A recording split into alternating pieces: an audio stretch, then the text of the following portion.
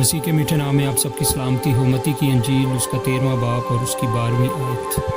کیونکہ جس کے پاس ہے اسے دیا جائے گا اور اس کے پاس زیادہ ہو جائے گا، اور جس کے پاس نہیں ہے اس سے وہ بھی لے لیا جائے گا جو اس کے پاس ہے۔ آمین۔ جب خداوند نے کسی کو اپنے فضل سے مالا مال کیا تو اسے اور زیادہ دیتا جائے گا۔ تھوڑا سا ایمان مزید ایمان کے لیے ترغیب کا باعث ہوتا ہے، یعنی اس سے اور ایمان پیدا ہوتا ہے، لیکن یہ جعلی ایمان نہ ہو بلکہ سچا اور حقیقی۔ ہم پر یہ خاص فرض عائد کیا گیا ہے کہ مذہب کے سلسلے میں دیانت دار رہیں۔ یہ نہیں کہ دعویٰ تو بڑا کریں مگر پلے کچھ بھی نہ ہو، کیونکہ وہ دن جلد آ جائے گا کہ اگر ہمارے پاس دعوے ہی دعوے ہوں تو وہ بھی ہم سے چھین لیے جائیں گے، کیونکہ ہمارے پاس کچھ اور تو ہوگا نہیں۔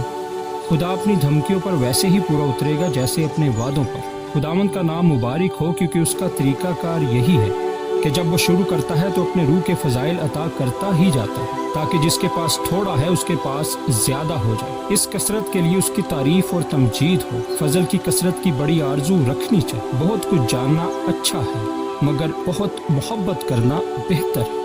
بڑی خوشی کی بات ہے کہ خدا کی خدمت کرنے کے لیے بڑی مہارت حاصل ہو، لیکن بہتر یہ ہے کہ اپنی مہارت بلکہ اپنی ہر دوسری بات کے سلسلے میں خدا پر انحصار کرے۔